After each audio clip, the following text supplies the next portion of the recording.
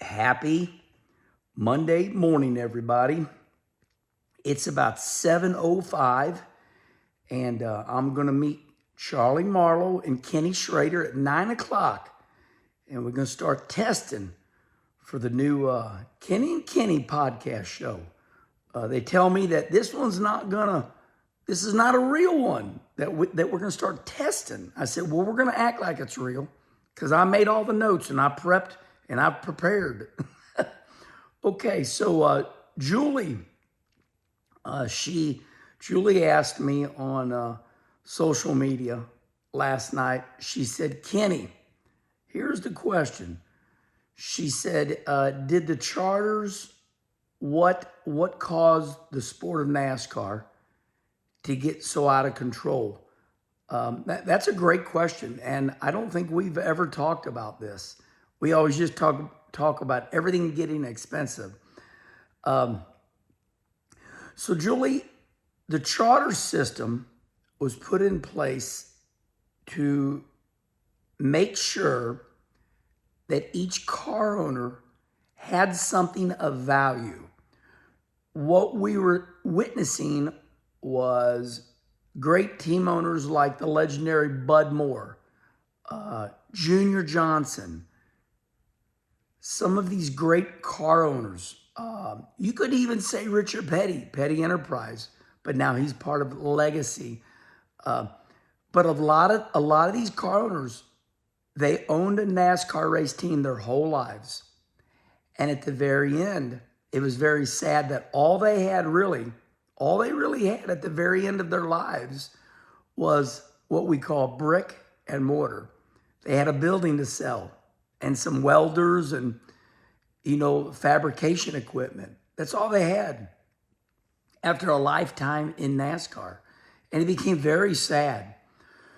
So behind the scenes, it was talked about, how are we going to make it to where the owners have something that's worthy? You see all these baseball teams, these football teams, these hockey teams, these owners, they own the Dallas Cowboys, the Washington Commanders, or whatever you call them nowadays.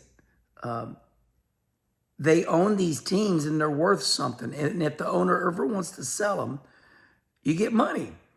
Well, so NASCAR said, okay, let's create this charter system to where if the owner wants to get out of the sport, he has a team to sell, not just a building and some welders and some fabrication equipment.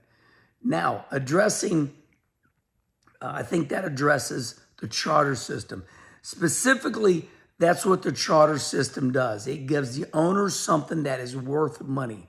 If you have a team, it's worth money, and you can sell it. And we've watched it happen. The charter systems are going for, like, say, $40 million. Well, not the team, just the charter.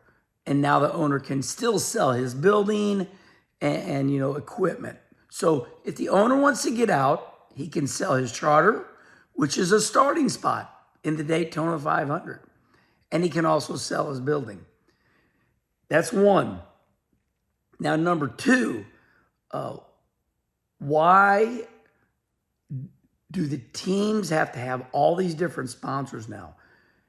There was a day where you just had one sponsor, Miller Genuine Draft, STP, Hardee's, Budweiser, FedEx. Now, these big sponsors can only afford like 12 races. Even FedEx. FedEx was the last sponsor that was a big sponsor that sponsored Denny Hamlin the full year. Now there's talk that they're getting out of the sport and that maybe they'll only be able to sponsor 8 to 12 races. Why? Why did NASCAR get so expensive? Here's your reason. I witnessed it myself. I know what I'm talking about. I went to Penske Racing. Here's what happened. They were making these cars very light, very efficient, to where they were only good for one race. Yes, one race. they would make the body so light that if they barely bumped into each other or, the bodies became very weak. Listen to this crazy story that I witnessed when I went to my brother Rusty's Penske Racing. There I said it.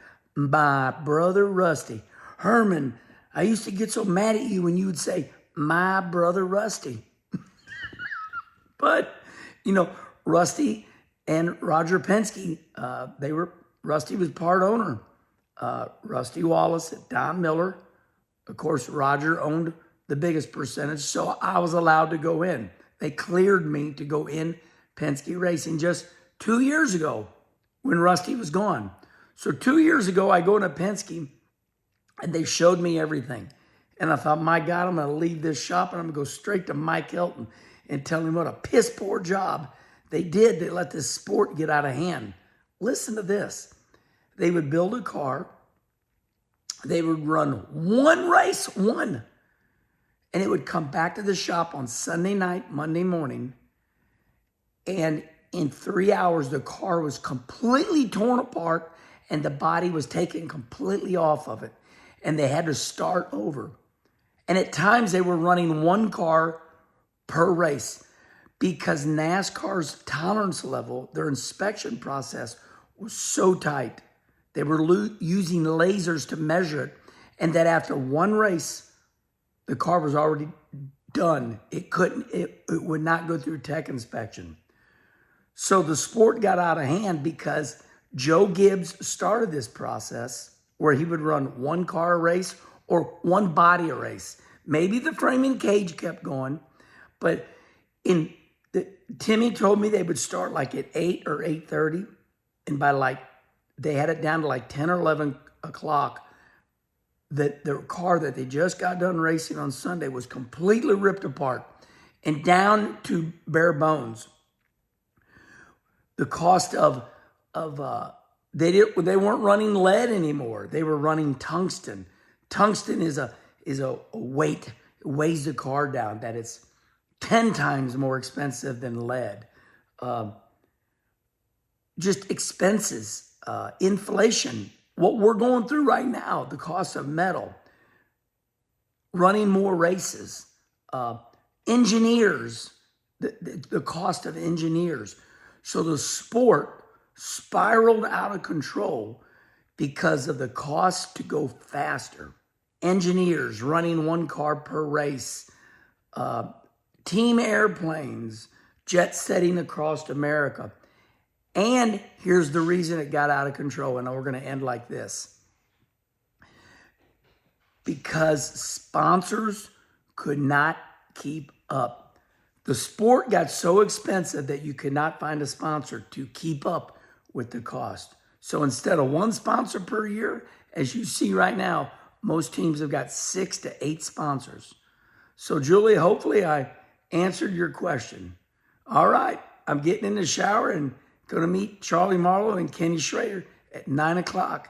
And I believe some of these things that we do today, you're going to see out and about, and we're going to start promoting the Kenny and Kenny show or whatever they call it. Have a great Monday, everybody.